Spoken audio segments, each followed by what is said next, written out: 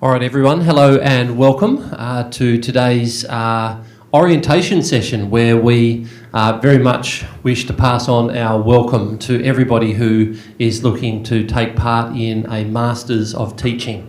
So, ladies and gentlemen, we will get underway. Today there's going to be a couple of us who are talking. Myself, Steve Corrie. We've also got Troy Peachnick, who is going to be joining me in a moment to say a few words. And towards the end of today's session, we've also got Jackie Thompson, who looks after a lot of our education placements out in school, who will be talking to you as well and giving you a little bit of a sense of what it is when, or how all of that works when you step into schools throughout the course of your degree. So the first thing that we want to do today, of course, is to acknowledge the country on which we are meeting. So we acknowledge and pay respects to the traditional custodians of the lands upon which we meet. For those of us who are here in person today, we meet, of course, on Kaurna land. For those people who perhaps are joining us online, you may be on Kaurna land, but equally you might be across one of the many other Indigenous nations across this country. Regardless of where you're joining us from, if it is in fact in Australia, you're on lands where sovereignty was never ceded. So we would like to acknowledge and pay respects to the elders of these lands, both past, present and emerging. So of course at the moment, here we are, we're in orientation week, and this is a chance for people to learn lots about the course that they're about to embark upon, but also more broadly about I suppose some of what university life has to offer for people and some of the different services and so on that are provided here at Flinders University. And if we step forward to next week, we continue that process, I suppose, of being connected. And we have something called Connect Week, and that's a chance for you to just look at some of those other aspects that are going to make your experience as a student here at Flinders University a very, very positive and enriching one. So have a look at some of those details online if you get a chance. All right, I'm going to hand over just now to Troy Peachnick, and he's going to take you through just looking at some of the staff who are involved in this particular course. Thanks, Steve. So, hello, welcome to Flinders University. It's a real pleasure, I guess, having you all join us mid-year, and we certainly wish you well with your studies. So, I guess some of the key people that you will be meeting possibly along the journey, not dead set, but myself, obviously, as Deputy Teaching Program Director. You might also come across Associate Professor Shane Peel. He's got a lot to do with health and PE here as well, and as well Mr. Christian Grokey. He's the Health and PE Education Coordinator here at Flinders University. Your main point of contact, apart from, I guess, your topic coordinators, will be Steve Corrie, who is the Secondary Program Coordinator, Jackie Thompson as well, the Professional Experience Coordinator. You will come across her as well with your time here at Flinders University. And then some other people there that are named Carol Lallant, Trudy Sweeney and Rachel Hedger, part of the, I guess, the primary, early childhood and special ed courses here at Flinders University. So you might not have a lot to do with them, but you may see them with your time here at Flinders. The Student Admin Services team is an important, I guess, team here at Flinders University, and they are involved with the professional, they have the hands-on, I guess, behind the scenes aspects here at Flinders. So we have Jeremy here with us today, who is the college manager of the Student Admin Services team. So we also have Elena Sanchez, and she's the coordinator of enrolment and student progress. We've got Caroline Bailey, Saya and Heidi as well, who are as well part of that team, and as well Daisy and Lani are enrolment and course advisors. So you may not come across these people face to face, but behind the scenes you may well get an email from them when you put through an Ask Flinders request. Jeremy, did you want to say any more? Was that okay? So I guess, what do you do if you have an enrolment and course advice question? Well, there is the College of Education, Psychology and Social Work virtual hub via the event app. That's on Monday and Tuesday. Obviously, the one on Monday has now passed. But tomorrow, however, if you do have a specific question about your enrolment or your study plan or what topics you should be doing, or if you're confused, you're not 100% certain, tomorrow will be a very good opportunity for you to jump in between 11 and 1 p.m. on the live chat, and you can speak to, I guess, Caroline or Saya, those people, and they will look after you in terms of what you're specifically supposed to be doing, so we can get you through the degree in 2 years' time. That is our goal. So obviously, if you're down on the main campus, down near the library or whatnot, you can just drop into Flinders Connect, and if it's a generic question, if you've got a concern or whatnot, they're generally very, very good down there as well and can help you with anything that you may have on your mind that you need answered. And as well, I guess if you're not able to make the session tomorrow, you're not able to go down there, you can always put through an Ask Flinders request if you need some help. So it's always at the bottom of the student website homepage. So generally it takes a day, 2 days, sometimes 3 days to get back to you, but they do their best, obviously, and they are very, very knowledgeable people, the SAS team, so they will certainly get back to you. So Ask Flinders is a request that you should be using.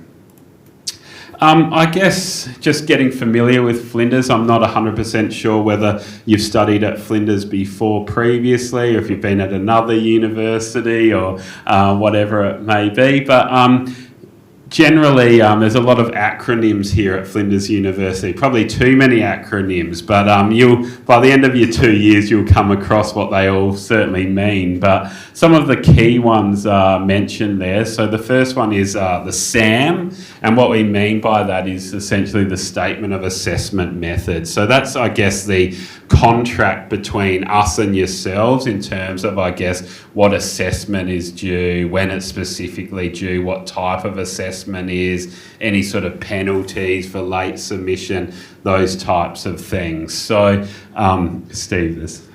And that's the Statement of Assessment Method. So, look out for that. It'll be on the Flow page.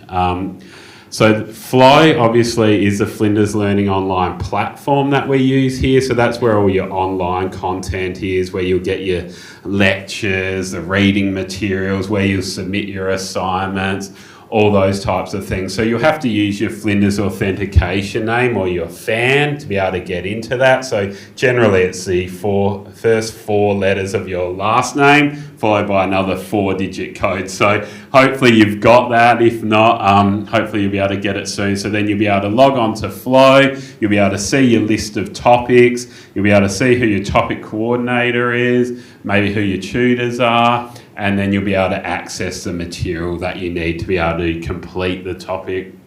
We're obviously in the College of Education, Psychology and Social Work, so that's the college you're specifically in here at Flinders.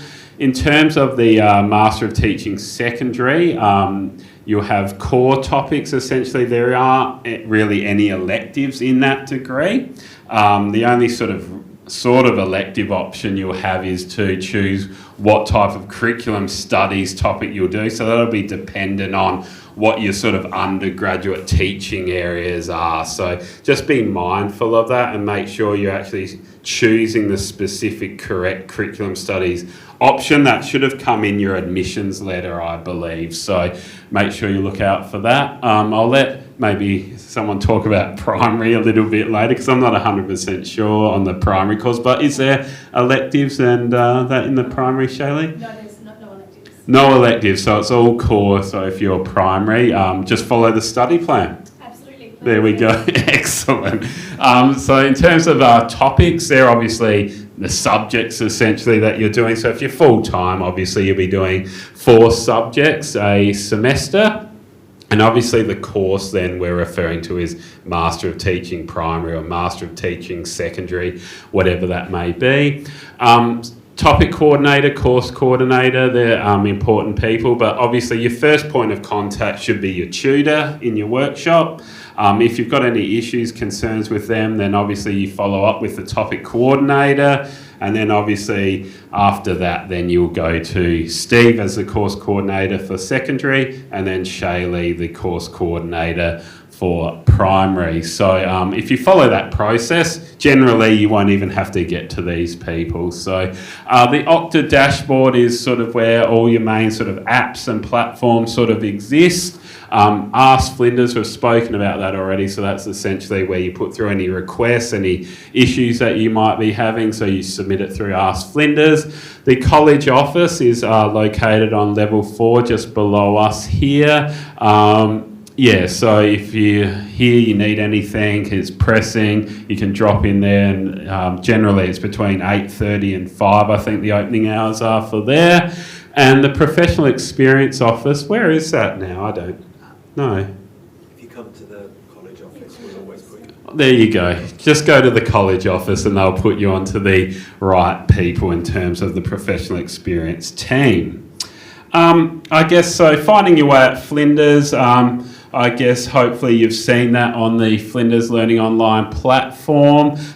So there's just sort of generic information there to help you settle into Flinders University. Hopefully you can complete the orientation topic link to that to sort of get you settled and finding your way around here at Flinders.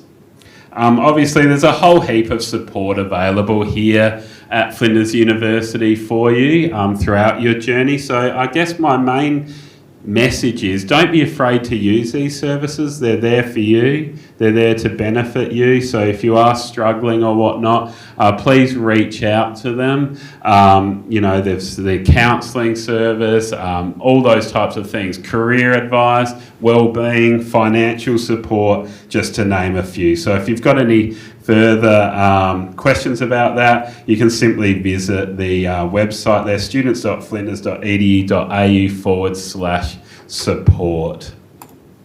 The Master of Teaching Secondary program of study is roughly there. So the ones that are highlighted in red are the ones that you should be doing next semester. So essentially you should be doing relationships for learning and teaching. You should be doing teaching Indigenous Australian students. You should be doing numeracy and ICT. And then your flexible core topic will be that curriculum studies topic, which is linked to one of your teaching areas from your undergraduate degree. So that would be the 4 topics for Master of Teaching Secondary you should be doing next semester.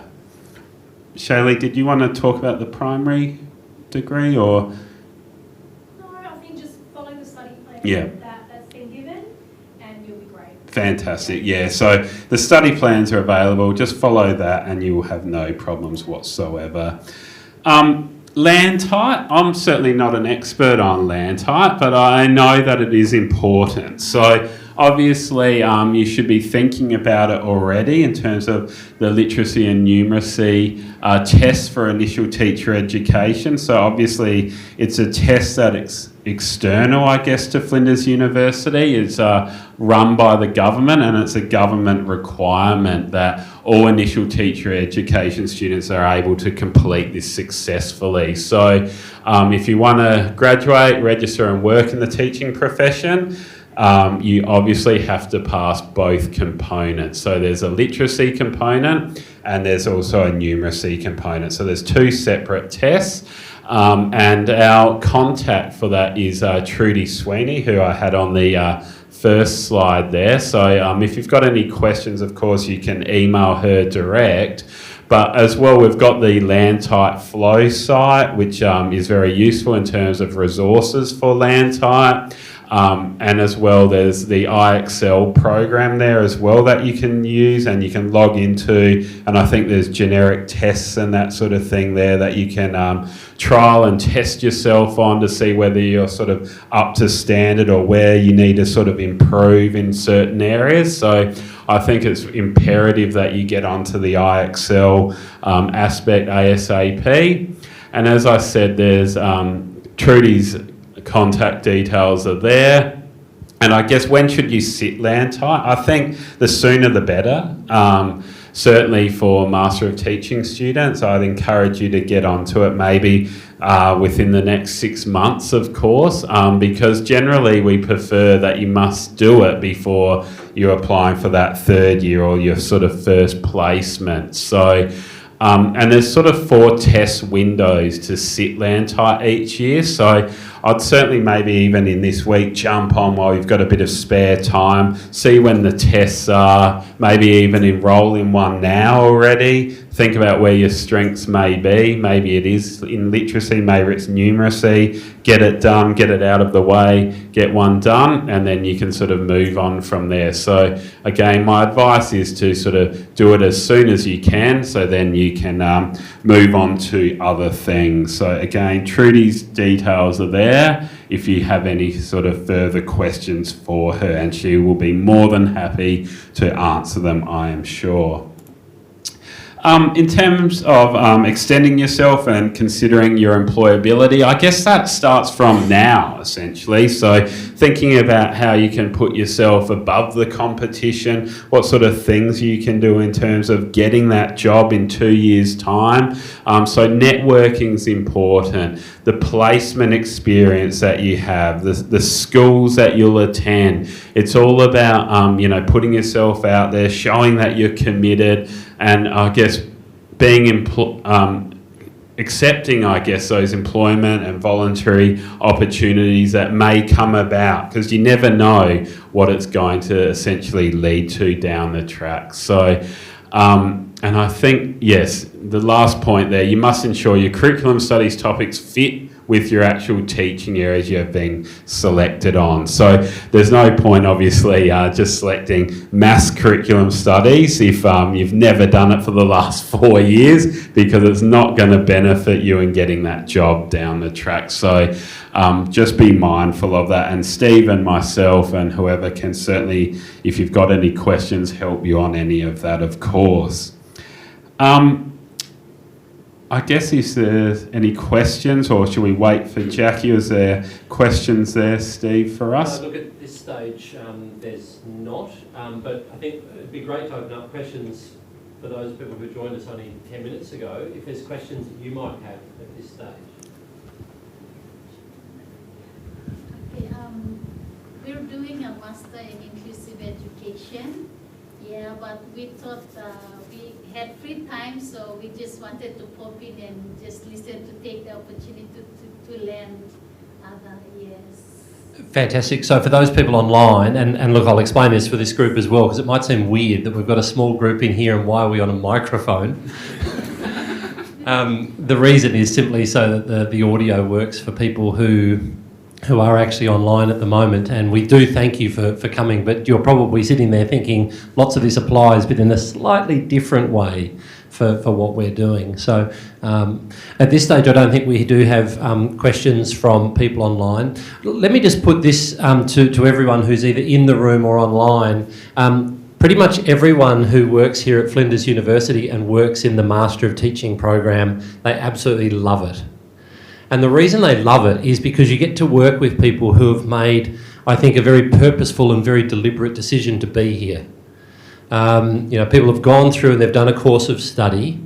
One of the things I love is that people have made a decision, I want to be an educator, and that counts for a lot. We also have people who perhaps come to this with a bit of life experience, which is really important. We have people who come to this who have a sense of actually how to cite and reference, which is really, really handy in an academic pursuit like this. And I think the bit that has me excited when I'm teaching is the discussions that we have. So a lot of what you will do with people, it will be informed by the latest research. So what we want is we want people to be operating at what we would regard as the theoretical and pedagogical edge. But as we're doing that, what we need to do is we actually need to listen and build upon the life experiences that every single person in the class has had, because all of it matters. And then it's a matter of actually lifting each other up, students, teachers, everybody in that room, lifting each other to greater sort of levels of understanding. And by combining life experiences, combining it with the latest research, combining it with what we know from having worked in schools over many, many years, I think we end up producing something that is actually quite special. So we really, really look forward to working with all of you. All right, let's one last opportunity. Troy, I'm not sure if there's any further questions that might be online there at this stage. So there is a person Troy's mentioned just before who is probably due to join us fairly shortly. Her name is Jackie Thompson, and the plan was for her to be able to talk to you a little bit about placement, but I can probably talk to that a little bit for her because she's sort of going from one room to another at the moment. But you will get that opportunity to step into schools. That is a chance, I suppose, for you to be able to consider some of the different work, some of the different educational theories that you've discussed in your studies, and then to try them out. And the reality is some of the things you'll try it out and think it's not quite working. And others you'll think, oh gosh, I wish I knew this years ago. And it's a really good opportunity for you to test the waters in that sort of respect. And it's also, I suppose, developing all of those professional capacities that you will need as an educator. One of the things that I'm always amazed about when I step into a school and I visit some of our students who are doing their placement is just how busy teachers are. It's a really demanding profession, but it's incredibly important. The work that they are doing, our nation desperately requires that work to be done. So your placement experiences give you a chance to sort of feel what it is like to be a teacher, to play with some ideas. You'll get some things wrong for sure because every educator who's any good has made a whole lot of mistakes along the way. And you get a chance to try all of these things out. Then you get to come back, I suppose, and do further study and use that as a lens through which you get to discuss a whole lot of your work. And that becomes important. So we might look to wrap, I think, the session up. We want to thank everybody who has joined us online. Thank you to everybody who has come in and joined us in person. If you're happy to stick around for about 5 minutes, it would be really nice to have a chat with you, and I might even get rid of the microphone to have that conversation. So just before we do wrap up, anything further from anyone else in the room? Going once, going twice? Sold. All right. Thanks very much, ladies and gentlemen. We look forward to working with you here at Flinders University. Thank you.